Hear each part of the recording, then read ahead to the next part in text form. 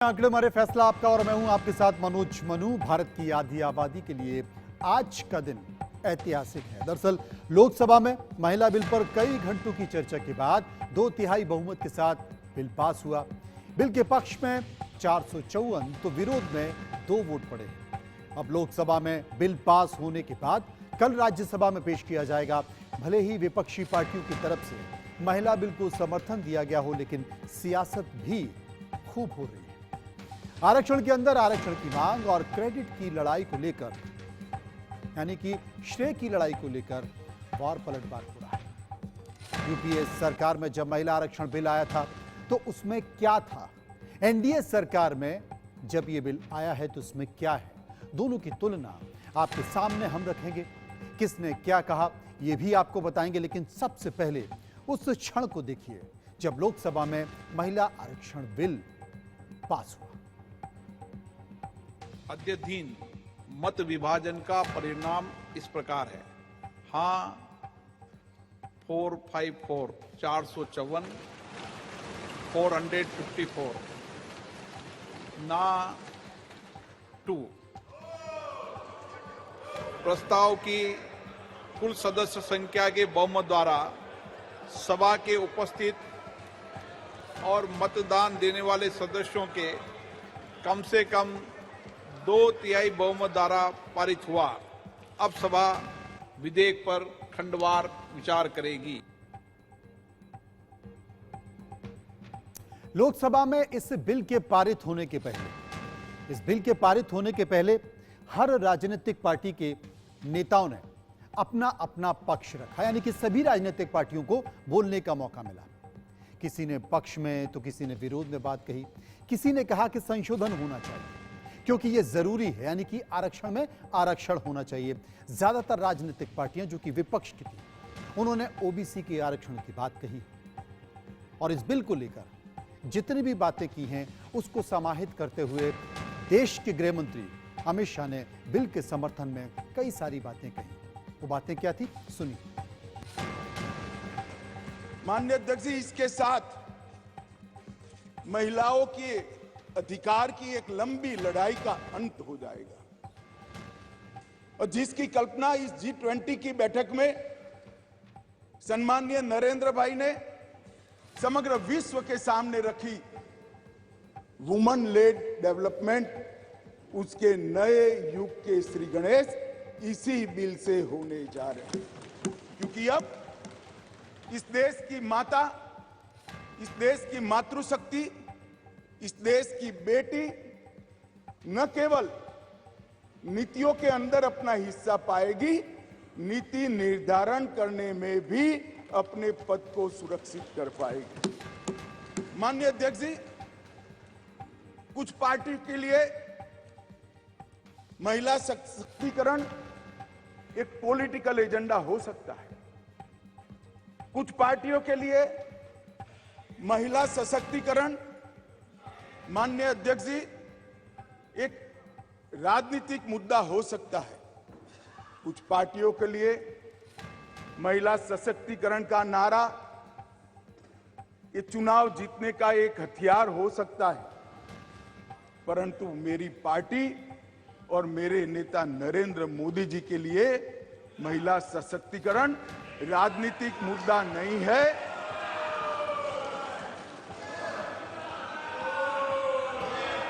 फिर से सुनिए, मेरी पार्टी और मेरे नेता नरेंद्र मोदी जी के लिए महिला सशक्तिकरण राजनीतिक मुद्दा नहीं, मान्यता का सवाल है, मान्यता का सवाल। ये जो बिल लेकर हम आए हैं, कई सारी साथी महिला सांसदों ने कहा कि महिला को रिजर्वेशन देकर नीचा नहीं दिखाना चाहिए, महिला भी उतनी ही सशक्त है जितना पुरुष सशक्त है। मैं आपसे एक कदम आगे जाता हूं, महिला पुरुष से भी ज्यादा सशक्त है, महिला पुरुष से भी ज्यादा है। मगर समाज व्यवस्था ऐसी बनी है जिसके अंदर इस आरक्षण से अब डिसीजन मेकिंग में, पॉलिसी मेकिंग के अंदर महिलाओं की भागीदारी सुनिश्चित कर दी जाएगी। ये सम्मान करने के लिए एक आरक्षण है। बारी थी कांग्रेस की और कांग्रेस की ओर से सोनिया गांधी जो कि सांसद हैं वो खड़ी हुई। उन्होंने बिल के समर्थन में अपनी बात कही, लेकिन बिल के समर्थन में बात करते करते उन्होंने ये भी कहा कि सरकार को इसमें संशोधन करना चाहिए और ओबीसी आरक्षण की व्यवस्था करनी चाहिए। सुनिए। भारत की स्त्री के हृदय में महासागर जैसा धीरज है। उसने खुद के साथ हुई बेईमानी की शिकायत नहीं की और सिर्फ अपने फायदे के बारे में कभी नहीं सोचा। उसने नदियों की तरह सबकी भलाई के लिए काम किया है और मुश्किल वक्त में हिमालय की तरह अडिग रही। स्त्री के धैर्य का अंदाज लगाना नामुमकिन है। वह आराम को नहीं पहचानती और तक जाना भी नहीं जानती। हमारे महान देश की माँ है स्त्री, लेकिन स्त्री ने हमें सिर्फ जन्म ही नहीं दिया है, अपने आंसुओं खून पसीने सींचकर हमें अपने बारे में सोचने लायक, बुद्धिमान और शक्तिशाली भी बनाया है। अध्यक्ष महोदय, खुद मेरी जिंदगी का यह बहुत मार्मिक क्षण है। पहली दफा स्थानीय निकायों में स्त्री की भागीदारी तय करने वाला संविधान संशोधन मेरे जीवन साथी राजीव गांधी जी ही लाए थे। उन्होंने लाए थे जो राज्यसभा में 7 वोटों से गिर गया था। बाद में प्रधानमंत्री पीवी नरसिम्हा राव जी के नेतृत्व में कांग्रेस सरकार ने ही उसे पारित कराया। आज उसी का नतीजा है कि देश भर के स्थानीय निकायों के जरिए हमारे पास 15 लाख चुनी हुई महिला नेता है। राजीव गांधी जी का सपना अभी तक आधा ही पूरा हुआ है। इस बिल के पारित होने के साथ ही वह पूरा होगा। भारतीय राष्ट्रीय कांग्रेस की तरफ मैं नारी शक्ति बंधन अधिनियम 2023 के समर्थन में खड़ी हुई।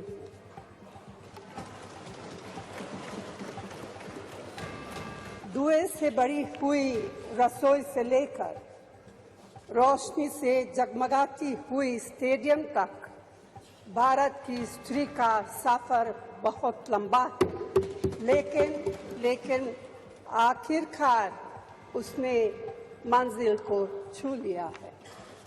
उसने जन्म दिया, उसने परिवार चलाया, उसने पुरुषों के बीच तेज दौड़ लगाई और असीम धीरज के साथ अक्सर खुद को हारते हुए लेकिन आखिरी बाजी में जीतते। अब आपको महिला आरक्षण बिल को लेकर ग्राफिक के जरिए समझाते हैं कि यूपीए और एनडीए के बिल में अंतर क्या है, क्या समानताएं हैं और दोनों की तुलना क्या है। आपको विस्तार से समझाते हैं। यूपीए का बिल 108वां संविधान संशोधन बिल 2008 का, एनडीए का बिल 108वां संविधान संशोधन बिल 2023 का। यूपीए का बिल कोई विशेष नाम नहीं था। एनडीए के बिल का खास नाम है नारी शक्ति बंधन अधिनियम यानी कि विधेयक। आगे बढ़ते हैं। यूपीए का बिल हंसराज भारद्वाज ने पेश किया था जो उस वक्त के कानून मंत्री थे। एनडीए का बिल अर्जुन राम मेघवाल ने पेश किया है जो इस वक्त के कानून मंत्री हैं। यूपीए का बिल लोकसभा विधानसभाओं में आरक्षण, एनडीए का बिल लोकसभा विधानसभाओं में भी आरक्षण की व्यवस्था करने के लिए किया गया था। यूपीए के बिल की एक और चर्चा खास बात करते हैं कि 1/3 सीटें महिलाओं के लिए आरक्षित करने की बात की गई थी। एनडीए का जो बिल आया है उसमें भी 1/3 सीटें महिलाओं के लिए आरक्षित करने की बात की गई है। यूपीए का बिल एंग्लो इंडियन समुदाय की महिलाओं को भी आरक्षण का जिक्र इसमें था। एनडीए के बिल में एंग्लो इंडियन समुदाय की महिलाओं को आरक्षण का जिक्र इस बिल में नहीं है। यूपीए का बिल पहले राज्यसभा में पेश किया गया था, एनडीए का बिल पहले लोकसभा में पेश किया गया, क्योंकि एनडीए की सरकार जानती थी कि एनडीए में अपार बहुमत है और तमाम राजनीतिक पार्टियां भी उसका समर्थन करेगी। यूपीए का बिल लोकसभा में पेश नहीं लाया जा सका, नहीं हो सका, और एनडीए का बिल राज्यसभा में कल पेश किया जाएगा। वहां पर देखा जाएगा कि कौन सी राजनीतिक पार्टी इसके समर्थन में है या कौन सी राजनीतिक पार्टी अनुपस्थित होती है, उसके सांसद वहां पर मौजूद नहीं होते हैं। यूपीए का बिल पास होते ही ये लागू होता, एनडीए का बिल परिसीमन के बाद लागू होगा। दोनों में ये व्यवस्था की गई है और यही कारण है कि तमाम विपक्षी पार्टियां ये कह रही हैं कि जनगणना उसके बाद परिसीमन की व्यवस्था होना ये बड़ी लंबी प्रोसेस है, इसलिए 2026 या 27 के बाद ऐसा लग रहा है कि ये बिल लागू होगा। एक तो इसमें 9 साल का समय लग गया और उसके बावजूद भी एक लंबा समय इसमें लग रहा है, उस व्यवस्था को चेंज होना चाहिए। ये तमाम सारी मांगे इसमें की गई है। लेकिन महिलाओं की जो बात हो रही थी, तो मैं आपको यह भी बता दूं कि मोदी सरकार में महिलाओं को लेकर क्या क्या फैसले किए गए। संसद में 1/3 आरक्षण की व्यवस्था की गई है। एलपीजी सिलेंडर 200 रुपए सस्ता करने की बात की गई है। महिला सम्मान सेविंग सर्टिफिकेट, वहीं सेना में महिलाओं को परमानेंट कमीशन का भी फैसला लिया गया है। ट्रिपल तलाक पर भी कानूनी पाबंदी लगाई गई है। इसके साथ साथ पोषण अभियान, महिला शक्ति केंद्र की योजना भी केंद्र सरकार के द्वारा लागू की गई है। महिला ई हार्ट स्टार्टअप योजना का भी केंद्र सरकार ने फैसला किया है। वहीं महिला हेल्पलाइन स्कीम का भी जिक्र किया है। सुकन्या समृद्धि योजना, मैटरनिटी लीव 12 हफ्ते की जगह 26 की गई हैं। प्रधानमंत्री मातृ बंधन योजना, ऐसी तमाम सारी योजना हैं जो केंद्र सरकार ने, मोदी सरकार ने जिनको लिया। और वैसे भी एक बहुत महत्वाकांक्षी योजना जिसका जिक्र मैं नहीं कर पाया, प्रधानमंत्री उज्ज्वला योजना, जिसका श्रेय बीजेपी शासित राज्य बहुत लेने की कोशिश करते हैं, क्योंकि उससे महिलाओं को धुएं से मुक्ति मिली है।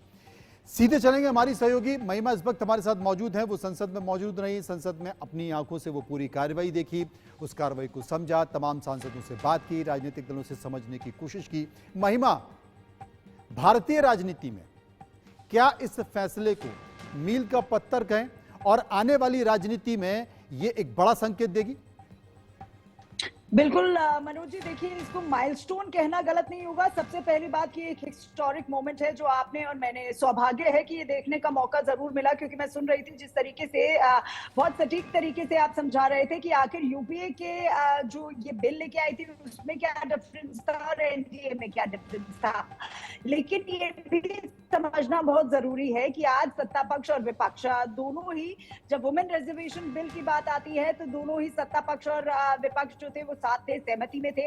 लेकिन आज पूरे दिन की अगर हम बात करते हैं मनोज जी, तो किस तरीके से पूरी कार्रवाई चली ये भी जानना और बताना दर्शकों को बहुत जरूरी है। सोनिया जी ने इसकी शुरुआत की थी, सोनिया गांधी ने इसकी शुरुआत की और तमाम चीजें उन्होंने कही। हालांकि उन्होंने एक बात कह दी थी कि आखिर महिलाओं को वेट क्यों करना चाहिए, अभी इस चीज को लागू कर देना चाहिए, जिसकी सारी जो क्लैरिफिकेशन है वो अमित शाह ने आज शाम को दे दी थी। बड़ी स्पष्ट तरीके से उन्होंने समझाया था कि आखिर डीलिमिटेशन में कितने मेंबर्स होते हैं, कैसे वो इलेक्शन को समझते हैं, कैसे जो प्रक्रिया होती है वो करनी होती है। क्योंकि अगर सरकार इसको रिजर्व करने पे आएगी तो उन्होंने एक चुटकी लेते हुए कहा था कि अगर वायनाड की सीट रिजर्व हो गई तो क्या करेंगे। तो तमाम चुटकियां भी ली गई थी यहाँ पे, लेकिन बहुत ही अच्छी तरीके से इस चीज को समझाया गया था। उन्होंने ये बात बहुत, क्योंकि ये बात मुझे भी बहुत दिलचस्प लगी थी, क्योंकि कोटा रिजर्वेशन की हम बात लगातार कर रहे हैं, हम सुनते आ रहे हैं कि किस तरीके से जब डिबेट हुई थी मनोज जी, उसमें भी जब चर्चा चल रही थी तो ओबीसी के बारे में बात हो रही थी, एसटी के बारे में बात हो रही थी, एसटी के बारे में बात हो रही थी। लेकिन अमित शाह ने आज एक बात बहुत अच्छी तरीके से समझाई है कि 3 टाइप के जो सांसद है, कैटेगरी के जो सांसद है वो आते हैं। सबसे पहला होता है सामान्य कैटेगरी यानी जनरल कैटेगरी, जिसमें ओबीसी भी आती है। उसके बाद एसटी कैटेगरी होता है और एसटी कैटेगरी होता है। अब इन तीनों ही कैटेगरी में जो ये बिल है वो 33% आरक्षण दे देता है महिलाओं को। तो एससी, एसटी, ओबीसी को अलग से आरक्षण देने की बातें जो ये विपक्ष कर रहा है, पहले इस बात को समझना बहुत जरूरी है कि जब अमित शाह ये बात बोल रहे हैं कि 3 कैटेगरी के सांसद जो आते हैं उसी के अंदर जब 33% रिजर्वेशन मिल रहा है, तो ये भी एक बहुत बड़ी बात हो जाती है। इसको क्योंकि आप पॉलिटिकली इसको समझना चाह रहे हैं, तो हालांकि अमित शाह का ये कहना था कि पॉलिटिकली मोटिवेटेड नहीं है, महिलाओं को मान्यता देती है, लेकिन एक नया डिबेट यहाँ पर खुल जाता है। मनोज जी, ये कहना गलत नहीं होगा।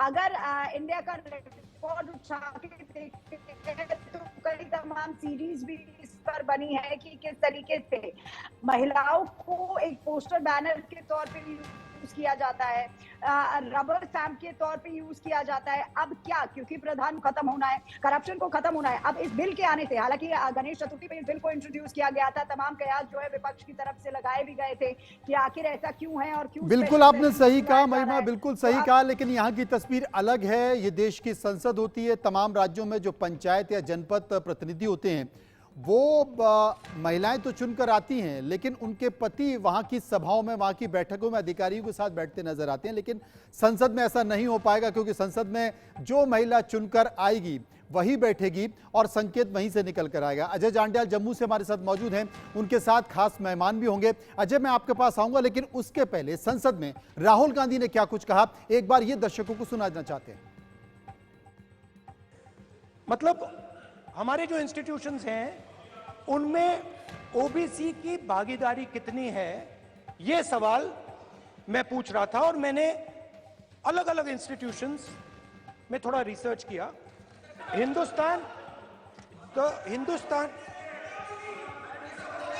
The central, don't worry, don't be scared, we डिस्का, डरो मत, हम कास्ट सेंसस की बात कर रहे हैं, डरो मत। तो मैंने I check, simple thing I did. I said, look, what is the most important set of people in the government of India? The people who define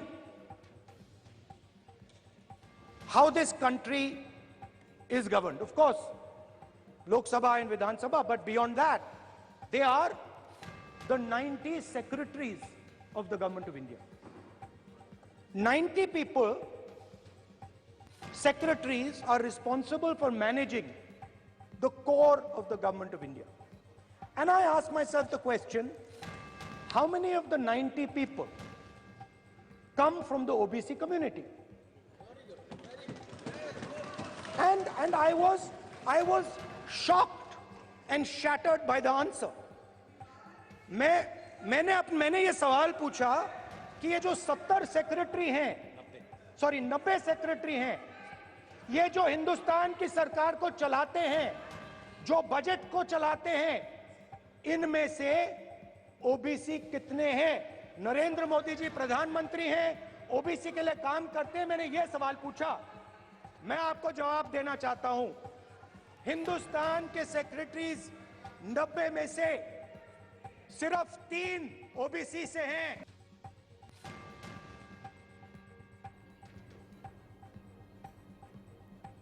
तो सीधे चलेंगे अजय डांडाल के पास, हमारे सहयोगी मौजूद हैं। अजय, आपके साथ एक खास मेहमान है, क्या कह रहे हैं वो? देखिए, मैं मनोज, जो मेरे साथ मेहमान है उन्हीं से बात करूंगा, क्योंकि आज महिला आरक्षण को लेकर बात हो रही है। क्या महिलाएं इस चीज को लेकर सोचती हैं, और दूसरी चीज कि क्या पुरुष उन महिलाओं को आगे बढ़ने भी देना चाहते हैं? मेरे साथ पहले महिला है, सीधे उन्हीं से बात करता हूं। क्या लगता है, महिला आरक्षण बिल जो है वो पास होने वाला है, कितनी उम्मीदें हैं आपको? क्या लगता है किस तरह से महिलाओं की दुर्दशा, महिलाओं की किस्मत बदलने वाली है? महिलाओं की किस्मत तो बदलेगी। रिजर्वेशन मिल गई है अब अपनी सरकार में, अच्छा लगता है। बराबर बोलते हैं पर बराबर होने नहीं देते, पर अब रह रहा कि मोदी जी की सरकार में ये होने वाला है। तो इक्वालिटी तो नहीं, महिलाएं हर चीज में बराबर हैं, पर अब मौका मिलेगा और रिजर्वेशन में मिलेगा तो और अच्छे से आगे। पहले मिलता था क्या? पहले नहीं मिलता था, अब ऐसे तो आगे बढ़ ही रहे हैं, पर अब पूरा प्रिविलेज है कि 33% में आप आ सकते हो, कि वो आपका है। अब आपको क्या लगता है, महिलाएं अगर उनको मौका दिया जाएगा, पहले तो मिला नहीं, यहाँ जम्मू कश्मीर की बात करें, 1 या 2 महिला मंत्री रही हैं पुराने अगर सरकारों में, आपको क्या लगता है क्या बदलेगा? टाइम बदल रहा है। मोदी सरकार ने 33% आरक्षण दिया है महिलाओं को, तो लेडीज आगे आ सकती है। तो आपको क्या लगता है, आप भी आगे आएंगी, घर से निकलेंगी, राजनीति में जाएंगी? हाँ जी, जरूर जाऊंगी। आपको क्या लगता है, जाएंगी राजनीति के लिए? देखो, जो बेस्ट है उसको जाना चाहिए, अगर अच्छे होंगे तो जरूर कोशिश करेंगे। कोशिश मदद करेंगे। करने की। तो क्या घर वाले अलो करेंगे? घर वालों की तो सपोर्ट है। क्या लगता है अगर ये महिलाएं आपकी घर की राजनीति के लिए जाएं, एमएलए बने, कॉर्पोरेशन में जाएं, आप जाने देंगे? देखिए, जो मोदी सरकार ने जो 33% का जो आरक्षण दिया है लेडीज को, वो हर कोई चाहेगा कि हमारी लेडीज भी आगे जाए, क्योंकि लेडीज आगे आएंगी तो उनके साथ ही जैसे जेंट्स चलते हैं ऐसे ही लेडीज भी पावरफुल होंगी। युवा बड़ा इस चीज में सेंसिटिव है कि कहीं जाएंगी, महिलाएं बाहर जाए ना जाए, क्या कहेंगे? नहीं, देखिए, पहले तो सभी देशवासियों और खासकर महिलाओं को बहुत बहुत मुबारकबाद की 33% उनको रिजर्वेशन मिला। अब हम भी गर्व से कह सकते हैं, अगर हमारे घर की महिलाएं भी अगर आगे जाना चाहेंगी, राजनीति में करना चाहेंगी, तो उनके लिए हम उनके साथ खड़े हैं। राजनीति में जाने के लिए जो डर होता था महिलाओं का, बाहर जाएंगी लोग क्या सोचेंगे, बड़े सारी चीजें होती थी, अब लगता है आप जाएंगे तो सेफ रहेंगी और कुछ कर पाएंगी देश के लिए, क्या क्या करने की सोच रखेंगे? अभी भारतीय जनता पार्टी में और भी बड़े बीजेपी में जैसे हमारे फीमेल मेंबर्स हैं, तो सभी अच्छे ही हैं। डर की तो अब जब से बीजेपी है तब से कोई डर नहीं है। नहीं, आपके घर वाले बाहर जाने देंगे तो क्या करेंगे, क्या सोचा, महिलाओं के लिए क्या बदलाव लाने की इच्छा रखेंगी? फिर महिलाओं के लिए बदलाव, राइट्स इक्वल होने चाहिए जी। बोलने से नहीं होगा, वो करके दिखाना पड़ेगा। मनोज, कहीं ना कहीं देखिए होता क्या था, जम्मू कश्मीर की सरकारों में अगर आप देखें तो पुराना इतिहास बताता है कि एक या दो महिलाएं जो है जीतती थी, वो भी अगर जो सरकारें पुरानी रही, और उसके बाद होता क्या था कि उनमें से एक दो मंत्री बनी, और अब 33% अगर लागू होता है तो आप सोचिए कि 90 में से लगभग 29 से 30 महिलाएं जो है वो विधायक बनेंगी, और वो अब जो सही बदलाव जो है ना वो होगा, और राजनीतिक उठापटक जो है वो होगी। बिल्कुल आपने सही कहा, और बिल्कुल आपने सही कहा, क्योंकि हमने कल सर्वे भी किया था। सर्वे में ये बात निकल कर आया कि अगर संसद में या विधानसभाओं में ज्यादा महिलाएं पहुंचती तो क्या असर होगा, तो साफ तौर पर तमाम सारी चीजें निकल कर आई। ये निकल कर आया कि भ्रष्टाचार कम होगा, विकास ज्यादा होगा, जो राजनीतिक खींचतान या उठापटक होती है उससे बचाया जाता है, क्योंकि कहीं ना कहीं महिलाएं सदन को प्राथमिकता देती हैं। बहुत बहुत शुक्रिया करेंगे अजय जांड्याल का, जो हमारे साथ मौजूद थे और तमाम सारे लोगों की प्रतिक्रियाओं का जिक्र भी कर रहे थे। लेकिन संसद में कुछ और बयान भी आए। महिला आरक्षण बिल पर केंद्रीय महिला बाल विकास मंत्री स्मृति ईरानी ने भी खास अंदाज में अपनी बात रखी, सुनिए। भाग्य है कि मैं भारतीय जनता पार्टी की एक साधारण कार्यकर्ता हूं, जिसको मेरे संगठन ने असाधारण मौके दिए ताकि मैं संगठन के माध्यम से संविधान की मर्यादा में अपने राष्ट्र की, समाज की सेवा कर सकूं। यह भाजपा के कार्यकर्ताओं का गौरव है कि इस राष्ट्र में अपने संगठन में पहली बार महिलाओं को आरक्षण देने वाली राजनीतिक पार्टी भारतीय जनता पार्टी बनी।